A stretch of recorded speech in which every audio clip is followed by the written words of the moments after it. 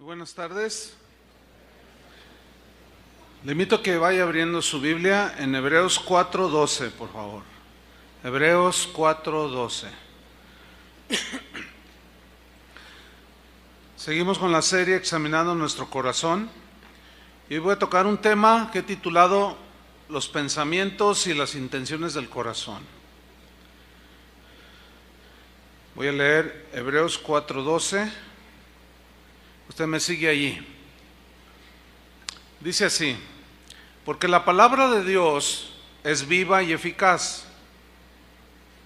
y más cortante que toda espada de dos filos, y penetra hasta partir el alma y el espíritu, las coyunturas y los tuétanos, y discierne los pensamientos y las intenciones del corazón. Y no hay cosa creada que no sea manifiesta en su presencia. Antes bien, todas las cosas están desnudas y abiertas a los ojos de aquel a quien tenemos que dar cuenta. Estos textos están dirigidos a cristianos, ¿sí?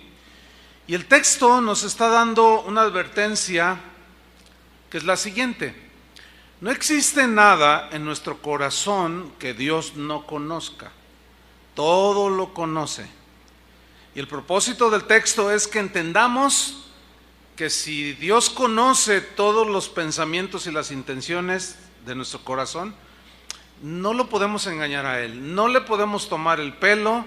Dios no puede ser burlado. Todo lo que el hombre siembra, eso cosecha. O sea, no podemos evadir a Dios de ninguna manera. El autor de esta carta a los Hebreos nos describe el poder que tiene la palabra de Dios. Utiliza una serie de expresiones que son expresiones sorprendentes, extraordinarias, que nos abren el entendimiento al respecto.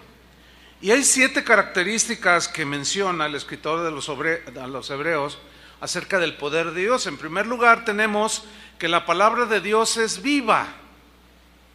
Así dice Hebreos 4:12. Una de las cosas maravillosas que tiene la palabra de Dios es que no envejece, no pasa de moda, permanece viva.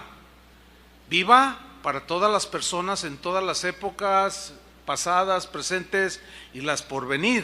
En todos los tiempos la palabra de Dios permanece viva. La palabra de Dios no son como las obras que escriben los literarios, los que escriben obras escritas, cuyas obras pueden quedar en el olvido, otras la historia ahí las empolva y cuando en cuando son sacadas. No, la palabra de Dios es algo con lo que todos nosotros, tarde o temprano, nos vamos a enfrentar. La palabra de Dios está cargada de advertencias dadas por nuestro Señor a sus hijos, que tenemos que ponerles atención. Y estas advertencias las rechazamos o las aceptamos. Si nosotros las aceptamos, tenemos su bendición, tenemos la vida eterna. Si las rechazamos de manera voluntaria, tenemos la condenación eterna. En segundo lugar, tenemos que la palabra de Dios es eficaz. ¿Qué significa? Que es la única que es capaz de transformar el corazón de un ser humano. La psicología tiene lo suyo, pero llega al nivel del alma, no puede llegar al espíritu, que eso es lo que la Biblia misma nos dice, que el espíritu tiene ese poder de penetrar hasta allá.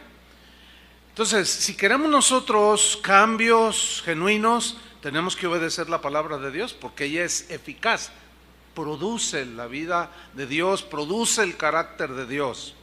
En tercer lugar, tenemos que la palabra de Dios es penetrante, es más cortante, más cortante, o sea, de un solo tajo. Pero añade algo: es más cortante que toda espada de dos filos. O sea, todavía más le aumentas. ¿Qué es más cortante? Más cortante, diría yo entonces, que un bisturí, más actualizado a nosotros. Y esto habla de que la palabra de Dios es extremadamente penetrante.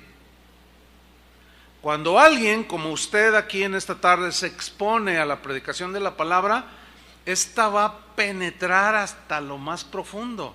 Es la palabra de Dios sumamente penetrante.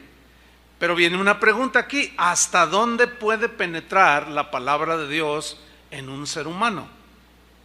Nos dice el texto mismo, y penetra hasta, esa palabra hasta habla de profundidad. Es una forma de medir la enorme profundidad, que en realidad es como algunas partes en el océano que todavía no llegan a medir la profundidad del océano.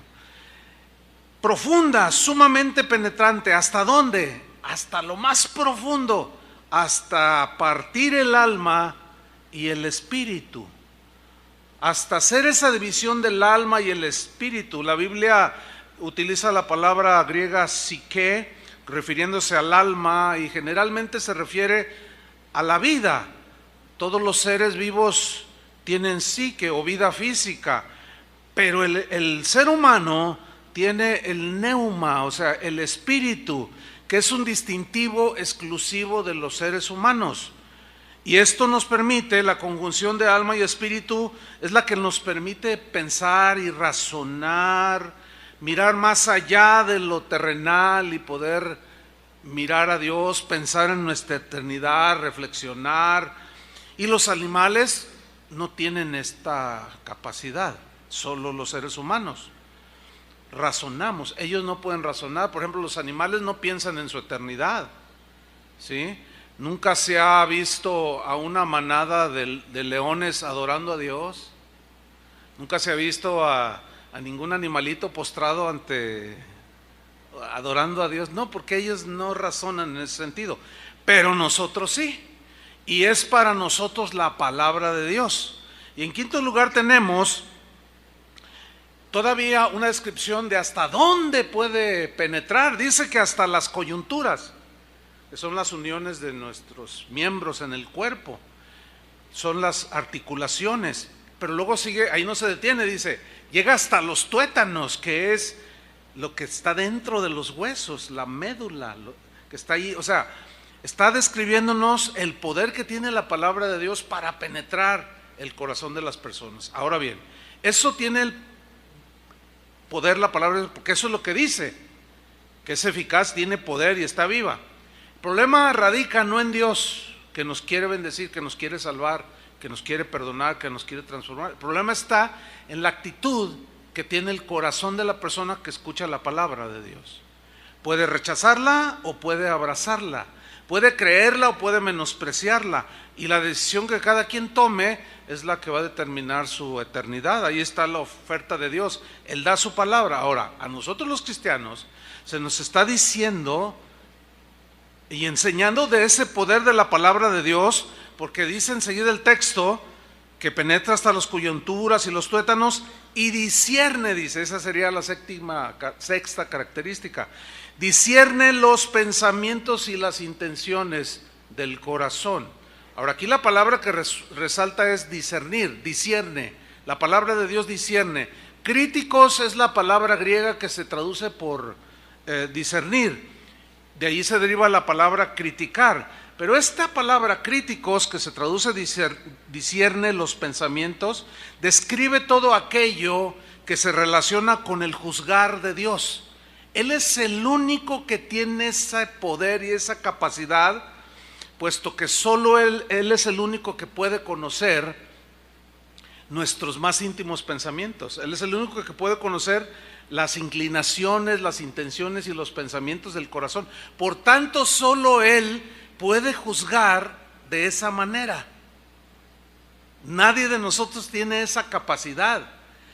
Pero ¿cómo es que nosotros nos vamos a dar cuenta cómo está nuestro corazón? Por medio de la predicación de la palabra. Porque critica a Dios los pensamientos torcidos, juzga a Dios los pensamientos torcidos. Y es por la palabra que nosotros nos damos cuenta cómo es que estamos, ¿sí? Esta es la razón por la cual es una manera, o sea, es muy increíble que cristianos, un cristiano también se le denomina creyente, que un creyente sea incrédulo. ¿Cómo? ¿Sí? La misma Biblia ahí en Hebreos dice, no sea que dice, no sea hallado en vosotros corazón malo de incredulidad, como un creyente incrédulo, sí, porque el corazón se va endureciendo y empiezas a caer en la incredulidad y empiezas a dudar de Dios. Y luego viene la palabra de Dios que te confronta o te resistes y dices, no es para tanto, que al cabo que... O con corazón humilde la abrazas, te arrepientes, pides perdón al Señor. Entonces, la séptima característica es que Dios, como el único capaz de juzgar la intimidad de nuestro corazón, Él juzga precisamente dos cosas. Número uno, los pensamientos. Ahora, entumesis es la palabra griega que se traduce por pensamientos. Dios juzga los pensamientos y las intenciones del corazón. Pero aquí vamos con la primera, entumesis, pensamientos. Entumesis habla del razonamiento que se hace en lo profundo, del pensamiento profundo, pero habla de los malos pensamientos que empiezan a arraigarse en lo profundo del ser humano. Habla de las imaginaciones malévolas. Esta es la descripción del diccionario. Son imaginaciones malévolas. Una imaginación es algo que tú estás pensando, alguien te hizo algo, estás molesto, estás enojado, te estás amargando y de repente por ahí te viene un pensamiento del corazón.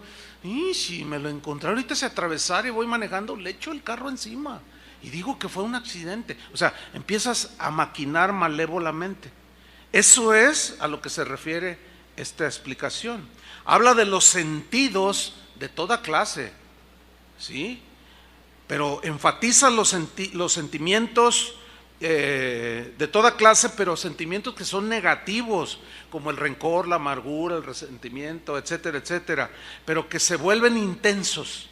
Llega un momento que son tan apasionados, tan airados, habla de una rabia intensa que te hace perder el control. Dios pues conoce todos esos, Jesús conoce todos esos. Y analizamos el mensaje de las 7 iglesias, Él sabía todo de todos, ¿no es cierto? Él dijo, no, yo sé que tú esto y esto y esto, pero tengo algo contra ti porque tú esto y esto, y tú esto, y sabía todo de todos. Y les decía, arrepiéntete, porque no te arrepientes voy a mover tu candelabro de su lugar. Arrepiéntete, arrepiéntete. Siempre el Señor, cuando nos saca a la luz las intenciones y los pensamientos de nuestro corazón, es para que nos arrepintamos, hermanos, para no caer en la apostasía y finalmente alejarnos avergonzándonos de Él. Entonces Jesús conoce todos estos pensamientos. En segundo lugar, dice que las intenciones, que Él las discierne, las juzga. Intenciones viene de una palabra enoia, que significa literalmente así, una idea. Pero esa idea, según el diccionario, habla del propósito por el cual tú estás ideando las cosas o para qué estás ideándolas. Habla de un plan que tú vas armando poco a poco, ya sea tomar dinero ahí de la empresa que no te pertenece, ya sea engañar a tu esposa o a tu esposo, lo que sea, es algo que se va moviendo allí poco a poco, que vas abrazando. Habla de esa maquinación, que el corazón llega un momento que si tú no lo desechas, ese pensamiento se va arraigando, se va haciendo sólido, fuerte. Esa maquinación finalmente resuelve hacerlo. Por eso el Señor está interesado en que nosotros seamos de corazón limpio. Entonces aquí hay un principio muy claro: nuestra vida emocional, nuestra vida intelectual, nuestros sentimientos, nuestros pensamientos, nuestras intenciones, por más profundas que sean, por más escondidas y camuflajeadas que las tengamos ahí, todas serán sometidas al escrutinio del Señor. Porque dice el versículo 13, síganme con atención, Hebreos 4:13. Dice, y no hay cosa creada, no hay absolutamente nada en este mundo que no sea manifiesta en su presencia. Manifiesta significa revelada, mostrada, o sea, nada se esconde. Dios, creador de todo, conoce todo. Dice, antes bien, todas las cosas están desnudas y abiertas a los ojos de aquel a quien tenemos que dar cuenta. Aquí encontramos dos cosas. Dice que Hablando del corazón, todo está desnudo delante de Él y está abierto delante de Él. Nada podemos esconder. La palabra gimnos es la palabra que se traduce todas las cosas están desnudas. Y gimnos, que se traduce desnudas, tiene la idea de que nosotros como personas cubrimos nuestra desnudez con ropa, ¿sí? Nos cubrimos. Y si ustedes se fijan, cada quien viene vestido de diferente manera, de diferentes colores, diferentes diseños, pero todos cubrimos nuestro cuerpo, cubrimos nuestra desnudez. Pero tienen la idea de un disfraz, ¿sí? En una fiesta de las llamadas fiestas de disfraces, la gente llega vestida de sandía, llegan disfrazadas de murciélago, de diferentes personajes. Pero no son ellos en realidad. La verdadera personalidad, el verdadero ser de una persona está detrás del disfraz. La idea aquí de que todas las cosas están desnudas es que el Señor está diciendo, por más disfraces que te pongas, por más cosas externas que tú manifiestes, delante de mí todo está desnudo. Podrás usar un disfraz que engañe a otras personas y tengan una opinión de ti de la que realmente no eres. O la gente crea que tú eres lo que realmente no eres, por el disfraz, ¿entienden? Por la apariencia. Por eso dice que todas las cosas están desnudas delante de Él. Y la otra palabra es más clara, es más descriptiva. Habla de todas las cosas están abiertas, dice. Y esta palabra abiertas viene del término tetragelismenos. Esta palabra que se traduce abiertas, en los tiempos del griego clásico, aquí que se hablaba en los tiempos de Jesús, se usaba de tres maneras esta palabra.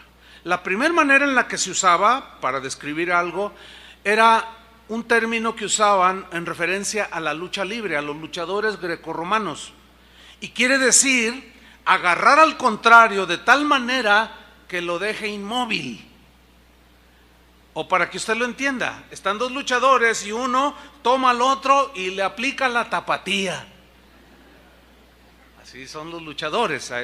Las llaves que ellos hacen cuando tienen en ese deporte de la lucha, dejan inmóvil, totalmente inmóvil, lo dejan de diferentes maneras, pero los dejan inmovilizados. Y eso nos habla de que nuestros intentos de evadir a Dios solo durarán un breve tiempo. ¿Cuánto tiempo vas a tardar? ¿Cuánto tiempo te va a durar esa actitud que tienes de evadir de Dios, de huir de Dios, de correr de Dios? ¿Cuánto tiempo? Llegará el momento en que ya no podrás evitar, porque el Señor te va a inmovilizar totalmente y vas a tener que mirarlo cara a cara y ya no podrás evadir más a Dios. La segunda uso que tenían de esta palabra tetragelismenos, que se traduce por cosas abiertas, se usaba en el sentido de desollar, o se usaba cuando desollaban un animal al que colgaban, ¿sí? Y lo desollaban, es decir, le quitaban la piel para luego preparar el animal. Yo hace no mucho tiempo estaba viendo un video que me impresionó, me llamó la atención, alguien me lo envió y decía, un hombre destaza una res en 5 minutos. Yo dije, ¿en 5 minutos? Un animal de 450 kilos. Y bueno, estaba allí, ya estaba muerto la vaca y la tienen colgada en unos arneses. Y saca un cuchillo, hermano, no sacó un machetote así, sacó un cuchillo de este tamaño, chiquito, pequeñito. Entonces, dice, el cronómetro se pone a funcionar y se ve ahí en el video que empieza a correr el cronómetro y él empieza con el cuchillo. Desnudó totalmente de la piel al animal. Y luego enseguida lo empezó a cortar, le sacó todas las entrañas, pero empezó a cortar las patas, empezó a cercenar. 5 minutos duró. Impresionante. ¿Cuánto el Señor tardará para desollarnos y dejarnos totalmente desnudos y abiertos? ni una milésima de segundo. ¿Sí? Y la tercera manera en que usaban esa palabra, que se traduce por abiertas, cosas abiertas ante sus ojos, era cuando llevaban a un criminal ya juzgado, lo llevaban al patíbulo, a la pena le aplicaban la pena de muerte, venía la ejecución, o los llevaban a juicio a los criminales. Y el criminal, por lo general, el que está condenado a la muerte y el que está siendo acusado, siempre va caminando con la cabeza agachada, siempre. Entonces, siempre que en un juicio dicen, el señor juez, y entra el señor juez, piden que todos levanten la cabeza, y por lo general todos levantan la cabeza, pero el criminal está así. Y se usaba en aquellos tiempos un cuchillo puntiagudo, semejante con el que desollaban, y se lo colocaban en la barbilla al que iba a ser ejecutado, y al punzarle así tenía que levantar el rostro para poder ver al juez, para poder ver a sus verdugos, y para que toda la gente mirara toda la deshonra que ese hombre iba a llevar por su crimen. Fíjate lo que está diciendo aquí: todas las cosas están desnudas y abiertas ante los ojos de aquel que tenemos que dar cuentas. Un día no muy lejano, se los aseguro, no muy lejano, aunque tengas 15 años y pienses vivir 90 o quieras vivir 90, y si llegas, de toda manera sigue siendo un día no muy lejano, enfrentaremos cara a cara con Dios. Tarde que temprano. Actualmente podemos evitar las miradas de aquellos que nos caen mal, que nos ofendimos o que ofendimos, evadimos la mirada o no damos la mirada, no miramos a los ojos, pero delante de aquel que juzga todas las cosas, ¿cómo evadir si todo está desnudo? Y nos harán levantar la barbilla así, con la barbilla, para mirarlo cara a cara. Precisamente, hermanos, a esto de juzgar los pensamientos y las intenciones del corazón fue que Jesús habló largo y tendido en lo que se conoce como el Sermón del Monte, el Sermón de la Montaña, el sermón que abarca los capítulos 5, 6 y 7 de Mateo. Este sermón, si van abriéndolo ahí en Mateo, porque ahí vamos a ver algunas escrituras, en este sermón que es famosísimo.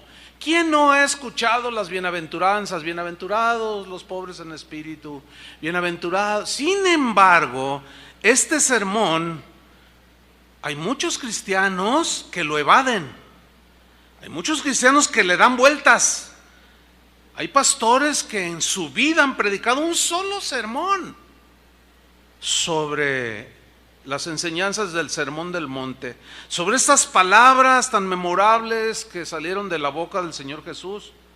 Algunos otros se han atrevido a decir que es imposible que Jesús haya dicho semejantes palabras, las que están registradas en el Evangelio de Mateo, capítulos 5, 6 y 7. Es imposible, dicen ellos, y argumentan de que el apóstol Mateo las inventó cuando escribió. Y dicen una serie de argumentos. Otros dicen que Jesús en realidad no estaba hablando de manera literal. Entonces dicen, no debemos de tomar esos mensajes de Jesús de manera literal. Ciertamente hay cosas que son metafóricas, pero yo dudo que en este caso Jesús haya estado bromeando o haya estado hablando en forma no literal lo que enseñó a sus discípulos en el Sermón del Monte. Pero ¿por qué ponemos tantas objeciones a la enseñanza de Jesús? ¿Saben por qué? Porque nosotros los hombres hacemos nuestras teologías sistemáticas, nuestros conceptos teológicos y los armamos, y de ahí no nos movemos. Y luego cuando de pronto empezamos a leer partes de la Biblia, o si alguien tiene la costumbre de leerlo, por ejemplo, todo el Evangelio de Juan, todo el Evangelio de Mateo, toda la carta a los romanos, de pronto se encuentran con textos que chocan con la cuadratura de la teología bíblica a la cual se adhirieron o inventaron o diseñaron. ¿Por qué? Porque contradice nuestros sistemas teológicos. Por eso se evade y no se habla mucho del sermón de la montaña. Vamos a ver lo que enseñó Jesús al respecto. Vamos a ver si estaba bromeando, si era literal, si era simbólico o si era una broma de parte de Jesús. Mateo 5:20.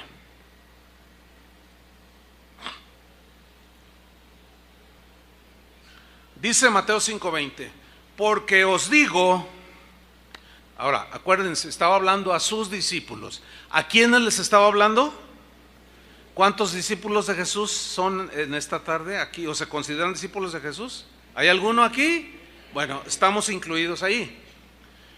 Porque yo os digo que si vuestra justicia no fuere mayor que la de los escribas y fariseos, no entraréis en el reino de los cielos. Bueno, a primera vista parece como que Jesús está enseñando que la salvación es por obras, pero no.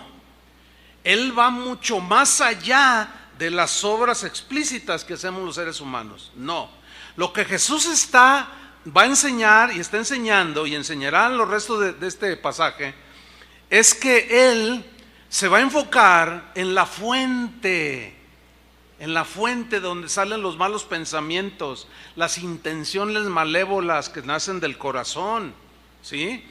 Y Él está preocupado para que sus discípulos realmente tengan un limpio corazón, porque en el capítulo 5, versículo 8 del mismo pasaje, dice, bienaventurados, ¿quiénes? Los limpios de corazón, porque ellos verán a Dios. Y en Hebreos hay una expresión semejante, sin santidad, ¿qué? Nadie verá al Señor. Entonces en el versículo 21, Mateo 5:21, comienza su enseñanza. Y Él se va mucho más allá que lo que ellos habían sido enseñados. Dice, ¿oísteis que fue dicho a los antiguos, no matarás? Y que cualquiera que matare será culpable de juicio, será llevado a juicio y si es declarado culpable, pena de muerte. Pues todos asentían, ¿sí? Sabemos que Éxodo 20:13 dice no matarás.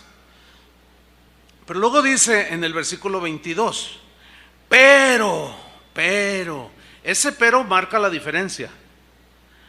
Pero yo os digo, o sea, en el Antiguo Testamento así fue, Dios juzgaba la acción externa, pero ahora nos vamos a ir, mi Padre y yo y el Espíritu, a lo más profundo, a la fuente.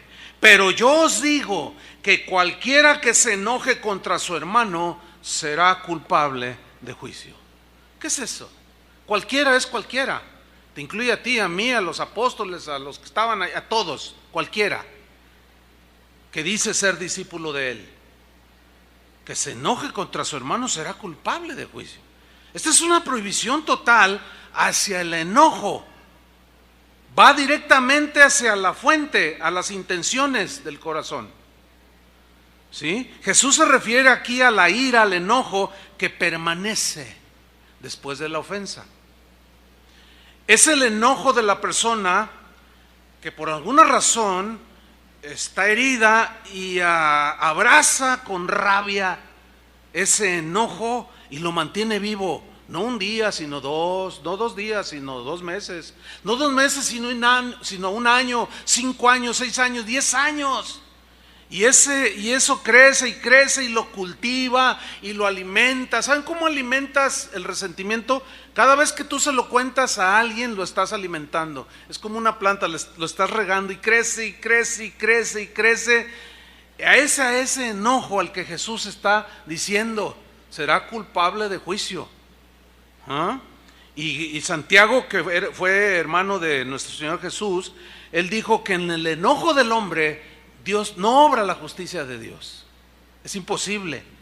Pablo en la epístola a los Colosenses, no lo busquen, él dice, hermanos, dejen toda ira, enojo, y esa palabra ira es la que aparece en el Mateo 5 que estamos estudiando. Es la misma palabra griega que se traduce por enojo, ira. Dejen todo esto, ira, enojo. ¿Por qué? ¿Por qué le dice a los cristianos dejen todas estas cosas? Porque aunque somos cristianos, seguimos propensos a cultivar malas cosas en el corazón. Fíjense ustedes que hasta el más elevado pensamiento de los paganos de los tiempos de Jesús, y incluso desde antes, reconocían la insensatez del dejarse arrebatar por el enojo y de abrazarlo y mantenerlo vivo. Por ejemplo, Cicerón, que fue un hombre muy culto, filósofo, él era debatía en la filosofía, era un orador muy distinguido en su tiempo, y él mismo habla de que cuando entraba el enojo en los debates, cuando entraba en escena el enojo, decía Cicerón, no se podía hacer absolutamente nada con sensatez. Y es cierto. Cuando tú te enojas con alguien y nos enojamos con alguien y empezamos a discutir, se empieza a levantar la voz, ya no entra la razón, la reflexión, no, pues que tú no, tú también, y tú, y ya no hay razonamientos sensatos, equilibrados, razonables, no.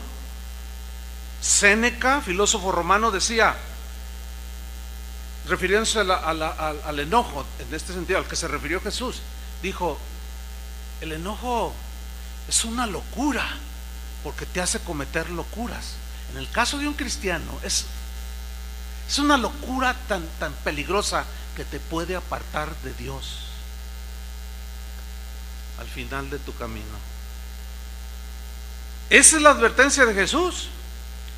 Si hemos de obedecer a Jesús, entonces tenemos que atender a esta advertencia de Jesús.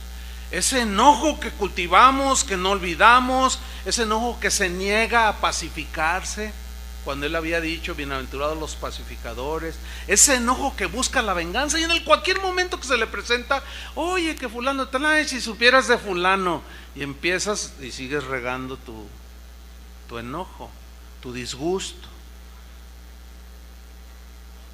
Es una advertencia, hermanos, que tenemos que recordar que alguien que se dice cristiano y pierde los estribos continuamente, no llega a desarrollar el dominio propio que debe caracterizar a un cristiano, y esos enojos, esos arranques de ira te llevan a violentar la palabra de Dios. Hermanos, en el nombre de Jesucristo es para todos la exhortación. Tenemos que hacer algo. Tenemos que decirle al Señor, Señor, cambia mi corazón, ayúdame, pero tenemos que reconocer que tenemos ese problema. ¿Se acuerdan que Pablo dijo, bueno, no problema, sino pecado, para hablar las cosas como son? ¿Se acuerdan que Pablo escribió, airaos, pero no pequéis? Porque el enojo de una injusticia es una reacción totalmente normal, humana, pues. ¿Sí? Y hay un enojo, una exaltación, un enojo, podemos decir justificado, pero en el caso de los cristianos dice, sí, enójate, pero no peques. O sea, que ese enojo no te lleve al desborde. Y me hizo enojar y quedé ciego y saqué la pistola y lo maté. Estaba tan enojado con mi esposa, con mis hijos, porque pasaron cosas y hice una carta, ¿saben qué? Para mí y se dio un tiro en la sien. Ese es el enojo al que Jesús se refiere aquí. En el capítulo 5, seguimos en Mateo, en el versículo 22, en la segunda parte, Jesús sigue abundando acerca del punto. Es como que va aumentando el nivel de gravedad de las intenciones que vamos cultivando en el corazón, porque luego dice en Mateo 5:22, en la segunda parte, y cualquiera que diga necio a su hermano será culpable ante el concilio. Necio. Y vamos a estudiar esto, pero miren, los maestros judíos de aquel tiempo tenían un dicho cuando enseñaban. Ellos decían, 3 hombres descienden al infierno para no volver. Número 1, el adúltero. Número 2, el que avergüenza a su prójimo en público. Así enseñaban, o sea, la enseñanza de Jesús, ya verán cómo ¿cómo va encaminada esto? Porque tenía sentido lo que los rabinos, algunas cosas que ellos decían tenían mucha de verdad. Dice, y el tercero, el que le pone a su prójimo un apodo, un mote insultante. O sea, para insultar su persona. Y Jesús condena al que le llama a su hermano necio. Pero para nosotros necio como que no tiene mucho sentido en el contexto nuestro. Por eso hay que ubicarnos en el contexto del tiempo de Jesús. La palabra que se traduce por necio ahí es la palabra raca. Raca, así. Raca describe el tono de voz con el que le dice algo a alguien. Eres un... ¿Entiende? El tono de voz. Así dice el diccionario. Describe que aparte del tono hay un ingrediente de desprecio muy marcado hacia la otra persona. Entonces, llamar a una persona raca, como dijo, esa es la palabra que usó Jesús.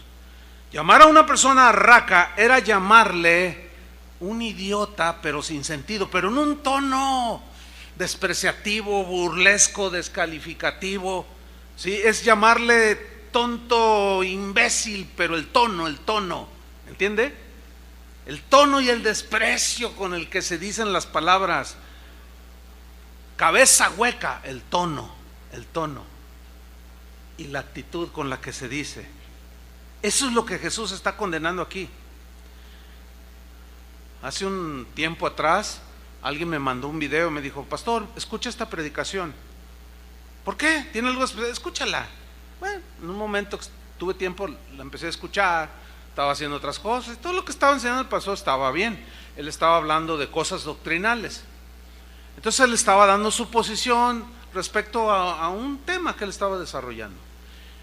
Y de pronto dice, y todos los que crean contrario a lo que estoy diciendo aquí son unos imbéciles, así, en un tono. Y yo hasta dejé de oír hacer lo que estaba haciendo, y me regresé y moví así, ¿verdad? A ver, no creo que dijo eso. Oí mal y lo regresé. ¿No? ¿Sí? Y ahí tengo el video. Imbéciles, son unos imbéciles todos los que creen diferente a lo que yo estoy enseñando. Ah, caray. Entonces pues yo me sentí aludido, porque yo no creía en un punto yo no lo concebía así, y hay diferencias. Pero es el tono, es el tono, es la agresividad y el desprecio. De eso está impregnado cuando Jesús dice, a eso se refirió Jesús cuando dijo, ¿cómo lo haces? ¿De dónde sale eso? ¿Cómo? ¿Por qué te salió así, con ese desprecio y con ese tono necio, raca? ¿Sí? Raca pues es el término que usaba alguien que desprecia a otro, pero con una superioridad, porque denota como una superioridad orgullosa, arrogante, soberbia. Y en aquellos tiempos, para contrarrestar esta actitud, pues como ahora, ¿verdad? Hay historias, ejemplos y había una historia que se manejaba para ilustrar precisamente ese punto. Y dice esta historia que en una ocasión un rabino, joven, pero ya era un rabino, venía de la casa de su maestro, de recibir sus clases, ¿verdad? De la Torá. Este rabino joven se sentía muy orgulloso de ser tan inteligente. Decía, oh, es que yo soy muy inteligente. Gracias, Señor, por dotarme de semejante inteligencia, decía. Él se sentía muy erudito, sí lo era, pero era medio arrogante y pues se sentía muy orgulloso de decir que él sí conocía a Dios. Los demás no lo conocen. Pues un día, dice la historia, iba de camino y se encontró a un hombre en sentido opuesto, pero era un hombre, dice la historia, que físicamente no era muy favorecido. O sea, no estaba muy atractivo pues el hombre, pero lo saludó al rabino, lo saludó, rabí, sabía que era un rabí por la vestimenta, y lo saludó amigablemente. Pero ¿qué sucedió? El rabí no le contestó el saludo, sino que le respondió: raca. O sea, lo miró con desprecio y le habló fuerte, despreciativamente, y le dijo: raca, qué feo eres, le dijo. ¿Así son todos los de tu pueblo? Igual que tú de feos y despreciables. Y aquel hombre simple y sencillo le contestó: pues no lo sé, pregúntale a tu hacedor y a mi hacedor por qué me hizo así de feo. Y así reprendió aquel pecado de desprecio. Esto lo usaban otros rabinos para contrarrestar esa actitud del corazón de algunos que por sentirse como se sienten, desprecian a todo mundo. Entonces el pecado de desprecio, según Jesús, merece un juicio todavía más severo. Es todavía más severo que el que dice del enojo. Es como si Jesús dijera: el pecado del enojo es malo, pero el pecado del desprecio y de cómo hablas, es peor. Y en ustedes, mis discípulos, no debe de ser así. No hay pecado que no sea contrario. O sea, no hay peor pecado que ofenda al Espíritu de Cristo que el despreciar a aquellos que han sido hechos a la imagen de nuestro Señor Jesucristo. Hay un desprecio que surge del orgullo de la raza. Pues que yo soy anglosajón, yo soy alemán, yo soy suizo, sueco, rubio, alto, ojos azules, y pues más para bajito acá pues salimos medios achocolatados. Entonces de ahí surge el racismo, ¿verdad? El menosprecio del blanco hacia el negro, del negro hacia el blanco, y luego el blanco hacia el amarillo, el amarillo hacia... una despreciadera. De ahí es donde nace el racismo. ¿Saben que hay iglesias racistas? Cristianazo, hermano. Iglesias cristianas racistas. El racismo quiso entrar, el desprecio en el corazón, aún de los líderes de la iglesia, quiso entrar en los tiempos de Santiago.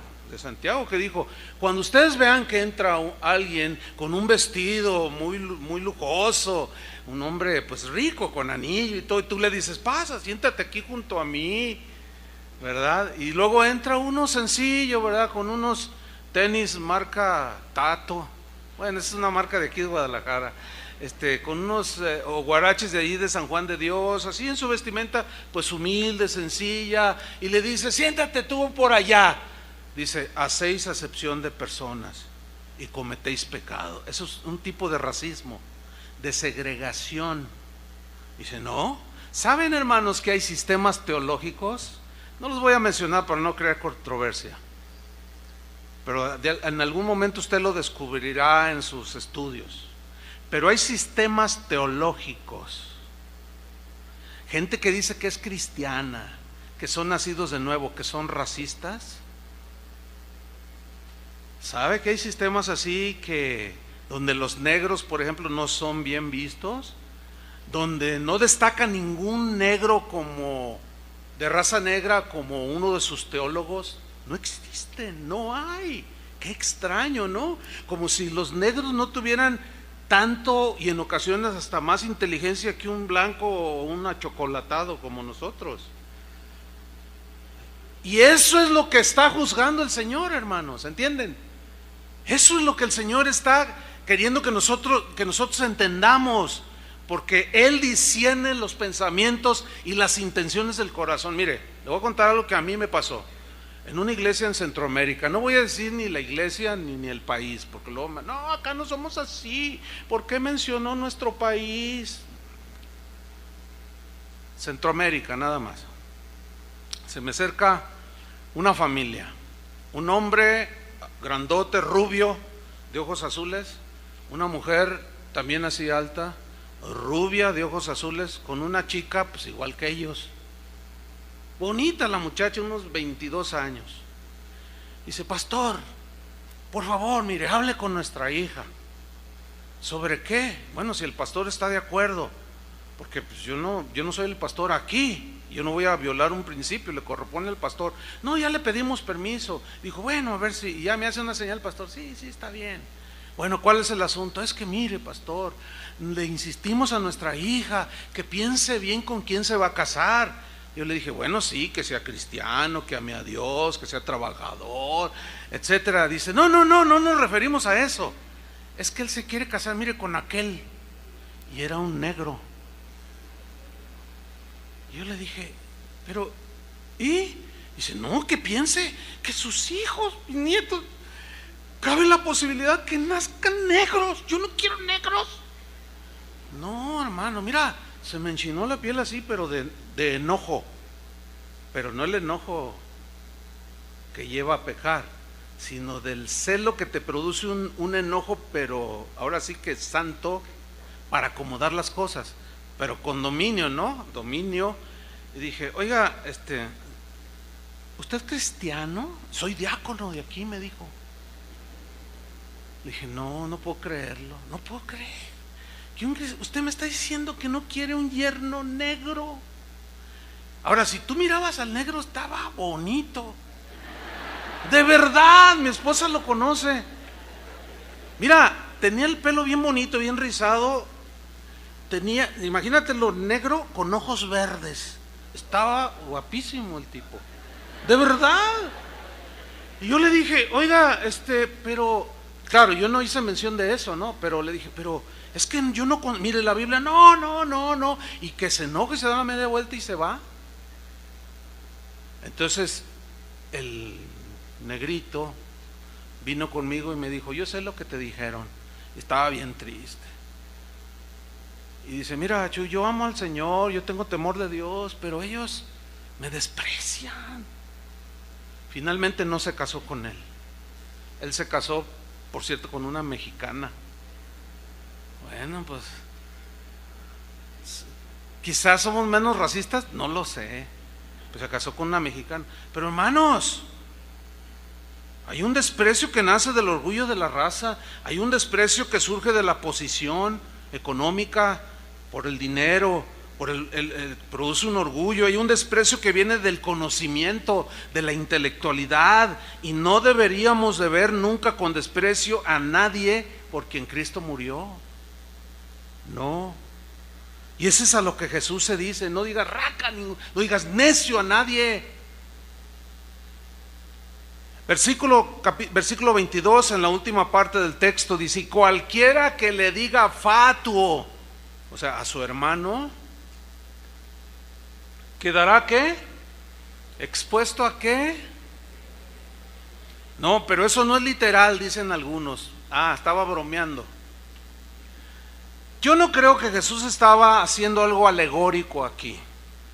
Es una advertencia totalmente literal la que Jesús está haciendo aquí. No tengo la menor duda.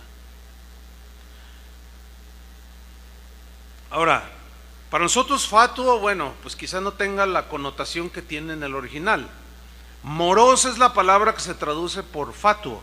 Y moros quiere decir tonto, pero dice el diccionario que no se refiere a la capacidad mental, sino se refiere a cuando alguien pone en duda el carácter moral de otra persona calumniándolo.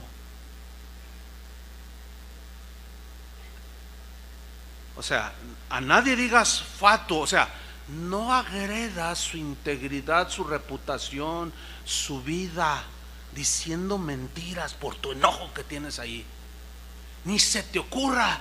Fíjense cómo va en grados de gravedad eso que el Señor juzga en el corazón. Entonces Jesús dice que el que destruye la reputación de su hermano merece un juicio más severo. Dice que está expuesto, que está en una línea muy delgadita en relación con el infierno. No hay castigo que sea demasiado severo para el que asesina el buen nombre de otro. Según Jesús, esta persona está expuesta al infierno de fuego. Por eso es que se evade esa enseñanza. Por eso, ¿cómo a poco me va a mandar al infierno? Bueno, yo no lo digo. Ahora, hay algunos pues teólogos que a veces por ejemplo, hay artesanos que te hacen, en el hierro, que te hacen unas obras de artesanía impresionantes, ¿no? Te hacen un cancel que tú dices, ¡ay, qué tremendo! Y a veces así suele suceder en el cristianismo. Cuando no nos gusta alguna enseñanza que va en contra o que contradice, que son versículos que contradicen lo que yo creo, como esos artesanos, le damos una retorcida al texto y decimos todo sobre el texto menos lo que significa el texto. No sé si me expliqué. Una paráfrasis de lo que Jesús está diciendo. Ustedes escucharon en el tiempo pasado que se condenaba por homicidio, ¿verdad? Pues sí, y eso siempre será condenable. Estoy parafraseando, Pero yo os digo que no son solo las acciones externas las que van a ir a juicio, como el asesinato, sino los más íntimos pensamientos, las intenciones de sus corazones también irán a juicio.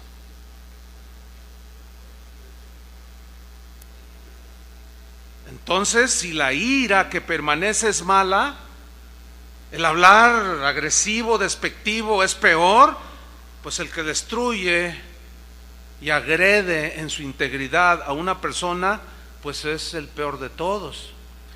Y esto, hermanos, es una realidad que está haciendo de tropiezo a miles y miles de pequeños corderos que están haciendo, y otros ya no tan pequeños, pero que están tropezando. ¿Por qué? Porque entran buscan algo en internet, se encuentra una página de esas que abundan ahora, defensores de la sana doctrina, etcétera, etcétera, etcétera, y empieza a ver ahí un escrito donde dice que fulano y sultano es hijo del diablo, y aquel es un hereje, y aquel es un no sé qué, y luego empieza a leer los comentarios. Ay, ¿cuántos comentarios? Sí, 424,850. Ay, ¿cuántos comentarios? Miren, es que si usted tiene un blog, escriba un tema sobre la santificación y 3 le ponen me gusta.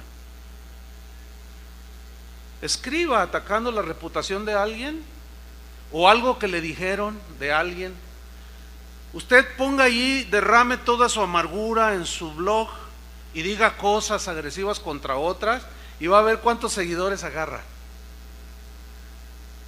Y luego empiezan a leer los comentarios, ¿verdad? Y me gusta, me gusta, me gusta, me gusta. Yo les hago una pregunta, cristianos. ¿De veras les gusta eso? ¿En serio les gusta que alguien suelte su amargura ahí en su blog de Facebook? ¿Les gusta eso? Bueno, si les gusta, yo les exhorto a que cambien de actitud, porque están en un grave peligro. Muy grave, no grave, muy grave.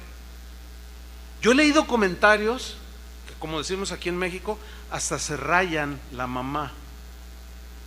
Así literal. Con una eres un tal por cual, hijo del diablo, así.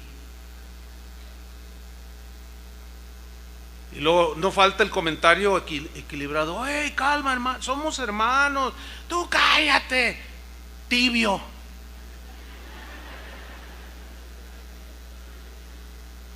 Y a ver, y fulano de tal que dice que ese que se congrega allí con fulano de tal, no hombre, ese pastor, no hombre, ese, si ya me dijeron que esto y lo otro y más allá. Hermanos, la advertencia de Jesús es real, no es broma, no es broma. Entonces, el que es esclavo del enojo, el que habla en tono despreciativo, el que destruye el buen nombre y reputación de otro, bueno, pueda que nunca haya cometido un asesinato en acción, de matar a alguien, sacar una pistola y darle 3 tiros en el corazón, puede que no, pero en su corazón sí. Fíjate lo que dijo el apóstol Juan, 1 de Juan 3:9, sin moverse de Mateo 5.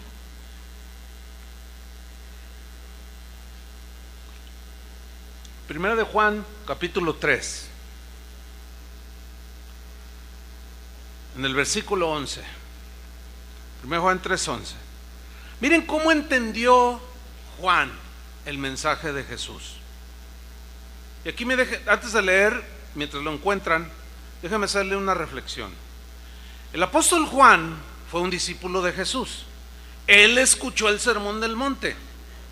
Ahorita vamos a leer cómo fue que entendió el mensaje del sermón del monte. ¿Cómo lo entendió Juan? Si entendió la advertencia de manera literal, o Jesús estaba bromeando, o qué sé yo, ahorita lo vamos a leer, pero quiero hacerles una reflexión más. Los apóstoles tuvieron discípulos que ellos discipularon. Por ejemplo, el apóstol Juan, dice la historia de la iglesia a partir del primer siglo, que el apóstol Juan discipuló a un hombre llamado Policarpo. Policarpo discipuló a otro llamado Ireneo. Y así Pablo tuvo los suyos, Clemente de Roma, Pedro tuvo a los suyos, contemporáneos de ellos que vivieron con el apóstol, que incluso algunos, como Clemente de Roma, conoció a Jesús. Algunos dicen que lo conoció, otros dicen que no, pero en fin, pero conocieron, eran contemporáneos de Pablo, en el caso de Clemente. Bueno, esos los apóstoles, incluyendo Pablo, tuvieron gente que ellos discipularon. Estos a su vez discipularon a otros que llegaron a ser líderes de las iglesias cristianas, del primero, segundo, tercero y hasta el cuarto siglo. Y esa es la época de la iglesia donde se conoce como los padres de la iglesia, que fueron los más cercanos al tiempo de Jesús. Escúcheme bien, hermano. Esto es algo, yo estudié en el seminario historia de la iglesia, pero la historia de la iglesia es muy amplia, la verdad. Hay una rama dentro de la teología que se conoce como patrística, y la patrística es el estudio de la vida de todos los padres de la iglesia. Y bueno, últimamente me he dado a la tarea de leer a los padres de la iglesia: Ireneo y su obra contra las herejías, Ignacio de Antioquía, las 7 cartas creo que fue a los cristianos en Éfeso, si no mal lo recuerdo. En fin, estoy leyendo y he descubierto, hermanos, y estoy descubriendo, me quedo pasmado, aunque había leído, pero ahora ya con otra óptica, ¿sí? Estoy descubriendo que así como entendió Juan el mensaje de Jesús, así lo entendieron ellos. Y en sus escritos, que ellos que no son inspirados obviamente, pero a fin de cuentas son datos que quedaron allí, cartas que ellos enviaron, lo entendieron igual, el sermón del monte. Vamos a verlo cómo lo entendió Juan. 1 Juan 3:11. Porque este es el mensaje que habéis oído desde el principio, que nos amemos unos a otros, y no como Caín, que era del maligno y mató a su hermano. ¿Y por qué causa lo mató? Porque sus obras eran malas y las de su hermano justas. Fíjate en el versículo 14. Nosotros, o sea los cristianos, sabemos que hemos pasado de muerte a vida, en que amamos a los hermanos. Así es como sabemos, ¿sí? El que no ama a su hermano, a ver, puede haber cristianos, porque le está hablando cristianos, puede haber cristianos que no aman a su hermano, sí, si no la exhortación no tiene sentido. El que no ama a su hermano permanece en muerte. Versículo 15. Todo aquel que aborrece a su hermano es, ¿qué dice? Homicida. Y sabéis que ningún homicida tiene vida permanente en él. ¿Se dan cuenta que lo entendió exactamente como Jesús lo dijo? Exactamente. Así lo entendió Ireneo, Clemente de Roma, y hubo otro Clemente, y en fin, así lo creyeron. Después del siglo IV, el cristianismo empezó a sufrir una transformación por los líderes que empezaron hasta nuestros días. Y hoy encontramos interpretaciones de esto tan sofisticadas que yo he llegado a una conclusión.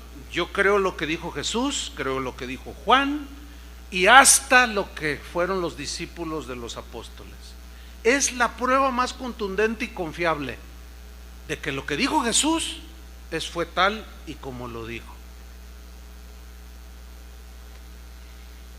Ahora, sigamos en el Sermón del Monte, Mateo 5:27, porque ahí viene igual, lo mismo, acerca de matar. ¿Ah? No solo es el acto, sino acá en el corazón, ya eres homicida. Dice el 27, ¿oíste que fue dicho no cometerás adulterio? Sí, claro, no puedes con otra mujer, o sea, el acto mismo de adulterio físico. Y Jesús dice, no, espérenme, 28, pero yo os digo que cualquiera que mira a una mujer para codiciarla, o sea, hay una diferencia en mirar a una mujer. Yo te estoy viendo muchas mujeres y hombres juntamente, pero aquí el mirar a una mujer, esa mirada para codiciarla, es un pensamiento que viene, te atrapa la hermosura, como dicen en Proverbios, no te dejes atrapar por su hermosura y por la salamería de sus palabras, no, o sea, viene la tentación y está viendo allí a la mujer hermosa o al hombre apuesto y empieza a maquinar, ¿entiende? Y empieza a ver a su esposa y dice, no, mi esposa ya, pues ya parece Coca-Cola pero en bolsita, ya no tiene esas curvas, no, pues si yo todavía estoy joven, y va a la iglesia, va a la iglesia, empieza, y entonces no lucha con ese pensamiento del corazón, o sea, lo deja entrar, y el adulterio no se da de la noche a la mañana, hermanos. ¿Qué significa? Que así como el enojo y decirle raca a alguien no sale luego, sino es producto de abrazar ese pensamiento, esa actitud, y después se da el adulterio. Yo os digo, dice, que cualquiera que mira a una mujer para codiciarla, ya adulteró con ella. ¿En dónde? ¿Ven? Su corazón. O sea que el Señor va más allá, no solo juzga a los adúlteros de hecho, sino aquellos que en el corazón se dejan controlar y dominar y se recrean en eso. Eso es a lo que Jesús habla. Por eso dice que Él juzgará los pensamientos y las intenciones del corazón. ¿Sí? Ya adulteró con ella, ¿en dónde? En su corazón. A fin de cuentas es como el homicida, no mató a alguien, pero en su corazón lo hizo. Y los compara exactamente igual. Y luego viene algo que es obvio que aquí no es literal, sino es metafórico, es como una hipérbole, una expresión que exagera algo para resaltar la verdad, una verdad. Y dice, por tanto, si tu ojo derecho te es ocasión de caer, sácalo y échalo de ti. Si fuera literal, no, pues quizá habrá hombres que entren no solo sin todos tuertos, ¿verdad?, con su parche de pirata, sino también con sus oídos y sus manos, y de puro tronquito así. Es obvio que aquí es algo hiperbólico. Échalo de ti, pues mejor te es que se pierda uno de tus miembros, sino que todo tu cuerpo sea echado al infierno. Pero el infierno no es metafórico, es real. Y si tu mano derecha te es ocasión de caer, córtala y échala de ti, pues mejor te es que se pierda uno de tus miembros, sino que todo tu cuerpo sea echado al infierno. ¿Se acuerdan cuando Jesús les dijo a sus discípulos, no tengan temor de los que matan el cuerpo, porque el alma no pueden matar, teman a aquel que tiene poder para echarlos en el infierno? ¿A quién es ese que hay que temer? A Dios. Y lo mismo sucede con Mateo 5:31. Fíjate cómo pone a la par, también fue dicho, cualquiera que repudie a su mujer puede darle carta de divorcio, pero yo os digo que el que repudia a su mujer, a no ser por causa de fornicación o por inmoralidad sexual, por infidelidad, hace que ella adultere, y el que se casa con la repudiada comete adulterio. O ella, si ella es la que comete adulterio, se quiere divorciar por causa injustificada y se casa, comete adulterio. Eso dice allí, ¿sí o no? ¿Están conmigo? Bueno, algo que estoy viendo yo que se ha infiltrado ya en la iglesia cristiana es esa actitud que tienen los políticos alrededor del mundo. Los senadores, los diputados, los presidentes, los gobernadores. ¿Qué actitud tienen? Miren, Hace años el aborto era penalizado, porque a todas luces el aborto es un asesinato. Pero así como los artesanos del hierro que tuercen todo y dejan una obra de arte, empezaron a torcer las leyes de una manera tan increíble que ahora ya despenalizaron lo que antes era penalizado. Y ya despenalizaron en algunos países las drogas. México, ya el presidente ya dijo que hay que despenalizar la marihuana. Hay países en Europa donde ya están despenalizando la pederastia, que es las relaciones sexuales entre una persona mayor y un niño. ¿Por qué la están despenalizando? Porque el argumento que ellos esgrimen es el mismo que los homosexuales: es mi preferencia sexual. Ahora, si ustedes han legislado a favor de los homosexuales, que se puede casar, tener relaciones sexuales un hombre con un hombre, a ellos les gusta así, a mí me gustan los niños y exijo mis derechos. Y Suecia es un país que ya, no sé si alguien me dijo, no he comprobado, cuando yo fui a Suecia el año antepasado, ya estaba en la Cámara de Senadores por aprobarse, o si la rechazaban. Alguien me comentó que ya la habían aprobado, pero no lo he comprobado. O sea, que ya hay países, ahorita por lo menos 2 en Europa, que ya despenalizaron la pederastia. Al rato va a suceder lo mismo aquí, porque aquí ya despenalizaron o permiten inclusive el matrimonio entre personas del mismo sexo. Bueno, cada quien. El problema, ¿saben qué es? Que esa misma actitud ya se ha metido a la iglesia. Pecados que son penalizados por Dios, rechazados por Dios, ahora nosotros los despenalizamos.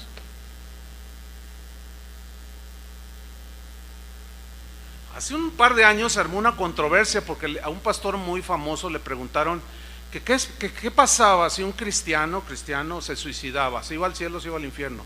Y él dijo: no, se va al cielo. Así dijo. Creó un revuelo. Todavía ya van a ser, creo que 2 o 3 años de eso que él declaró. Y a él se le sumaron un montón de teólogos muy conocidos, y algunos hasta conocidos por mí.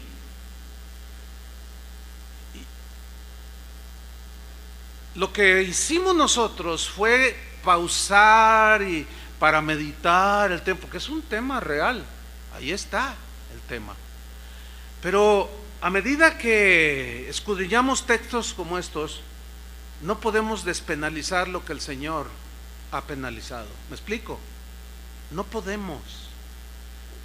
Entonces, si un cristiano se da un tiro y se suicida y se va al cielo, entonces, si la pregunta sería esta: oiga, entonces un cristiano que tiene 20 años de cristiano, ha caminado bien con el Señor, todo bien, etcétera, y de pronto se enreda en una relación de infidelidad y es un adúltero y mantiene ahí el disfraz, es hasta diácono, ¿verdad? O hasta predicador, o hasta pastor, o un miembro de la iglesia, y anda allí de adúltero, la esposa ni cuenta se ha dado y se muere estando con la mujer adúltera. ¿A dónde se va? Bueno, según la respuesta primera, obliga a que la segunda respuesta sea la misma, ¿no? No, pues al cielo. Y así sucesivamente. Mire, el hermano Pablo Hunter, que fue nuestro pastor toda la vida, él nos enseñó, siempre nos decía, me decía a mí, por ejemplo, hermano Chuy, decía: mira, la revelación y el conocimiento de Dios es progresivo. A ver, explíqueme, hermano. Mira, cuando tú te convertiste, recién te convertiste, tú tenías un entendimiento, por obvias razones de conversión, limitado conocimiento, limitado entendimiento. Era como mirar una pared a 5 centímetros así, pues no tienes mucho panorama. Pero va pasando el tiempo, si te aplicas en el estudio de la palabra, si caminas con Dios, si obedeces su palabra, tu panorama se va ampliando, vas teniendo más conocimiento y ya no estás así ahora sí que tan tapado, ¿no? Entonces, todo eso te va dando entendimiento paulatino. Entonces, retiras la mano y dices: pues la mano tiene 5 y tiene un anillo, pero tiene un brazo. Y te retiras más, y ahorita yo puedo decir que no solo veo el púlpito, mi cronómetro, el micrófono, sino los veo a ustedes. Y fíjense que hasta alcanzo a ver los que se duermen. O sea, ya tengo un panorama más amplio. Entonces, en las etapas que uno va desarrollando, vas enseñando conforme, es obvio, ¿no? Vas enseñando conforme el entendimiento que tienes en ese momento. Yo les confieso que todavía hay textos de la Biblia que los leo y me causan problema. ¿Problema por qué? Porque como que no embonan, no engranan en lo que yo he alcanzado a entender. No sé si me estoy explicando. ¿Por qué le digo esto?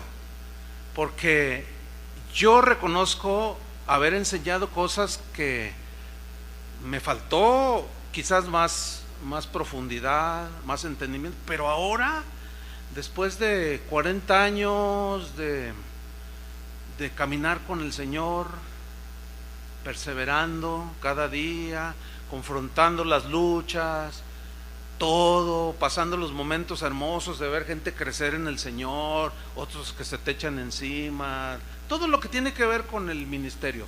Es obvio que al agarrar la Biblia y leerla, pues como que ese texto que me hacía sentir incómodo, ahora engrana perfectamente y la enseñanza se equilibra.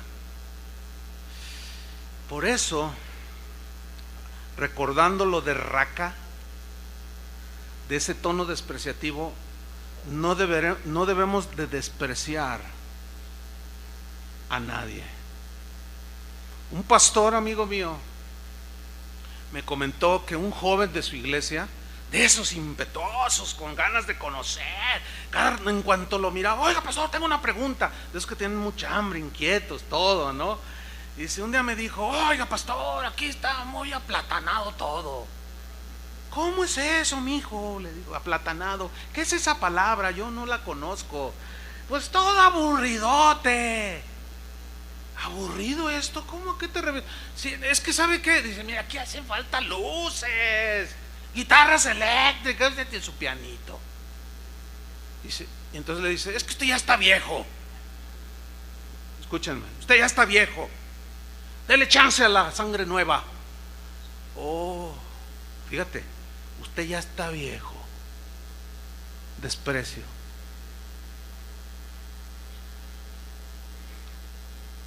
Y el pastor le contestó, mira, mijito, voy para 75 años. ¿Tú cuántos tienes? 18, en la plenitud. Dice, mira, hijo, yo ya llegué a los 75 y tú no sabes si llegarás. Pero con esa actitud vas a llegar muy lejos, pero lejos de Dios. Y eso se ve el día de hoy. A mí ya me lo han dicho, ruco, no raca, ruco. Que a fin de cuentas es lo mismo. No, es que chido lugar ya se hizo viejo. Ya está todo aplatanado ahí, casa de oración. De verdad. Desprecian, ¿sí? Y dice la Biblia, no desprecies, hijo mío, las enseñanzas de tu padre, de tu madre. No desprecies, una y otra vez. Entonces, las enseñanzas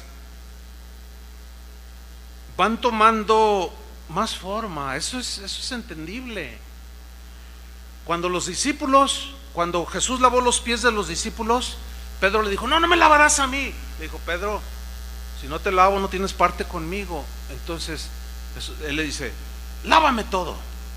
Y Jesús le dijo, mira, lo que yo hago ahora tú no lo comprendes, pero un día lo entenderás. O sea, todavía no tenía ese entendimiento.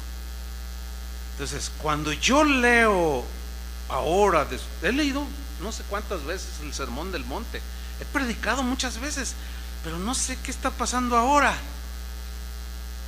Que cuando lo leo con una claridad que digo, ay Señor, ¿por qué? Porque Ahora ya esos pasajes como que me eran piedras en el zapato, ya no los veo así, sino siento que engranaron perfectamente. Y digo, ay Señor, volvamos al texto. Cualquiera que repudia a su mujer, dele carta de divorcio, dijeron, pero yo os digo que cualquiera que repudia a su mujer, a no ser por causa de fornicación, hace que ella adultere, y el que se casa con la repudiada comete adulterio. Aquí yo ya personalmente he tratado casos así, de gente que se ha divorciado por razones injustificadas, y se les ha dicho que no está justificado, pero yo me quiero divorciar, dicen. Bueno, esa es una decisión que tú tomas, pero yo no te podemos volver a casar. Ya no te puedes volver a casar. Bueno, pues ya no me caso. Una persona me dijo así. Se divorció. Al poco resultó que tenía un novio aquí y quería que la casáramos. Y le dijimos que no podíamos. No, pero ¿por qué? Si nos amamos, no. Porque ¿dónde está entonces tu promesa de que en las buenas y en las malas, en la pobreza y en la riqueza, ¿dónde quedó la promesa? No, pues es que dijo mi mamá que siempre no. No me digas. Y se molestaron, se enojaron, se ofendieron, y algunos de ustedes quizás saben de quiénes estoy hablando, porque quizás eran sus amigos, y dijeron, qué mala onda, Chuy. Sí, soy mala onda yo. Qué mala onda el pastor. ¿Por qué no los casó? Ahora ya se dan cuenta por qué, ¿o no? Por eso yo no quiero ser despenalizador de los pecados que Jesús condena, hermanos. Líbreme el Señor. No, ¿cómo? Cuentas daré algún día, cara a cara. Y me va a poner también así, a ver, mírame a los ojos. Pues yo cuando llegue ahí, yo quiero que me diga, bien, buen siervo y fiel. Pero que permanece, hermanos. Hay que permanecer. Que persevera hasta el final, este será ¿qué? Salvo. Y así el Señor dice, oísteis que fue dicho diente por diente, ojo por ojo, pero yo os digo, no resistáis al que es malo. Oísteis que fue dicho, amarás a tu prójimo y aborrecerás a tu enemigo, pero yo os digo, amad a vuestros enemigos, bendecid a los que os maldicen, haced bien a los que os aborrecen, orad por los que os ultrajan y os persiguen, para que seáis hijos de vuestro Padre que está en los cielos, que hace salir su sol sobre malos y buenos, y que hace llover sobre justos e injustos. Porque si amáis a los que os aman, ¿qué recompensa tenéis? Ninguna. ¿No hacen acaso lo mismo los publicanos? Y si saludáis a vuestros hermanos solamente, ¿qué hacéis de más? Nada. ¿No hacen también así los gentiles? Sed pues vosotros perfectos, así como vuestro Padre en los cielos es perfecto. Esa perfección se refiere a pureza de corazón. No impecabilidad, que no pequemos ya, no fallemos, no se habla de corazón puro, así como el corazón de Dios es puro, así ustedes sean puros de corazón. Concluimos, hermanos. Habrá muchas personas o cristianos que exteriormente nunca han matado a nadie, o no han cometido el acto de adulterio, pero en el corazón sí. Y eso ya, yo no tengo la menor duda de que en este punto, en este sentido, todos somos culpables. ¿Sí o no? Yo reconozco, yo sí reconozco que, pues que sí ha habido cosas en el corazón que me han enojado, y que quizás estuvieron allí y se albergaron cosas. Bueno, aquí no tengo la menor duda de que todos somos culpables. Todos hemos caído en estos pecados. Y aquí es donde muchos dirán, como en los tiempos de Jesús, siendo así, cuando les hablaba del matrimonio, no conviene casarse. Siendo así, ¿quién podrá ser salvo?, le dijeron. Otros dijeron, dura es esta palabra, ¿quién la podrá soportar? Así dijeron algunos, porque obviamente no son cosas fáciles. Pero miren cómo lo entendió Juan. Se los voy a leer.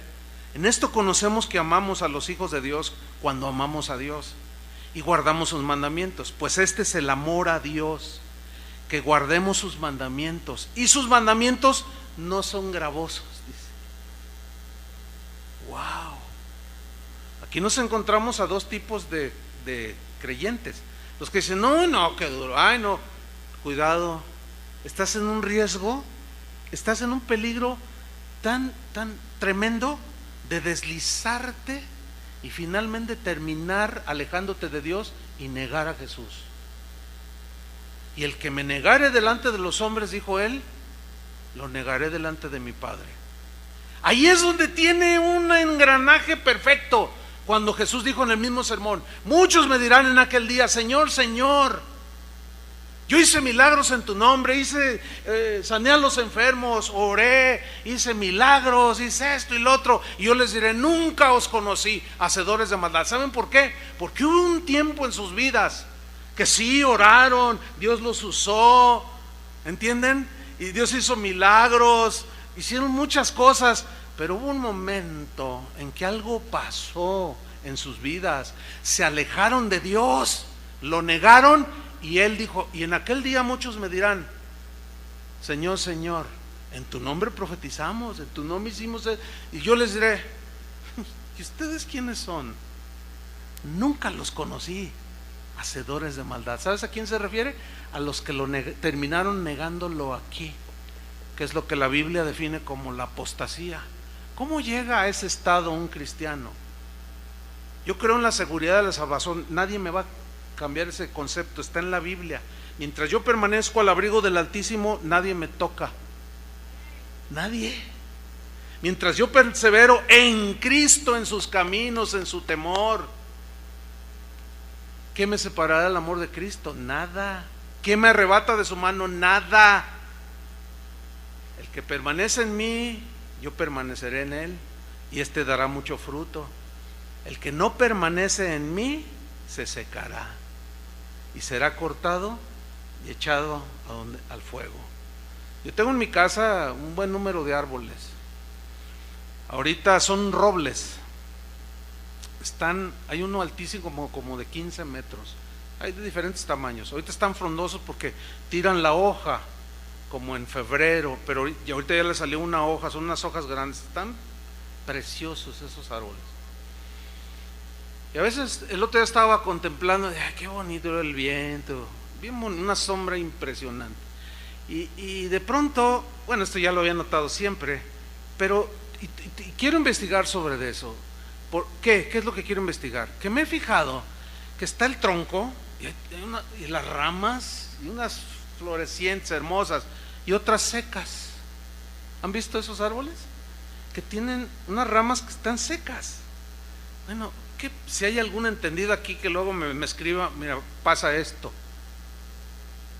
Si no tomamos, yo quiero investigarlo. Y el jardinero, yo le digo, corta esa rama que está seca. Y él a veces me ha dicho, no, está viva, denle chance otro rato. Y a veces saca hojitas. Y a veces le digo, no, mira, ven, le digo al jardinero, ven. Le digo, mira, y ya con una navaja, no bien duro, mira. Y luego le hace, solita se cae. ¿Qué pasó si estaba en el tronco? Algo sucedió, algo pasó allí, que ya no recibió la vida del tronco. ¿Saben qué es lo que puede hacer que ya no recibamos la vida de la vid? Los pecados acumulados. Por eso la provisión está allí. Si confesamos nuestros pecados, Él es fiel y justo para perdonarnos y limpiarnos de toda maldad. Los padres de la iglesia sentenciaban esto en lo siguiente. Ellos decían, pecados no confesados, pecados no perdonados. Pecados no perdonados van a terminar alejándote de Dios. Es la apostasía. Y eso es a lo que se refiere Hebreos capítulo 10 versículo 26, que dice, porque si pecaremos voluntariamente después de haber recibido el conocimiento de la verdad, y ya no queda más sacrificio por los pecados, no, ya lo negaron. Dicen Judas, negaron al Señor que los rescató, se apartaron. Dice, no, ya no queda más sacrificio por los pecados, sino una horrenda expectación de juicio y de hervor de fuego que ha de devorar a los adversarios. Si el que viola la ley de Moisés por el testimonio de 2 o 3 testigos muere irremisiblemente, la sentencia era apedreamiento, ¿cuánto mayor castigo pensáis? ¿Cuánto pensáis que merecerá el que pisoteare al Hijo de Dios y tuviere por inmunda la sangre del pacto en el cual fue santificado, o sea, limpiado, e hiciere afrenta al Espíritu de gracia? Afrentar al Espíritu de gracia ya me engranó a mí. La blasfemia contra el Espíritu Santo que dijo Jesús, ¿se acuerdan?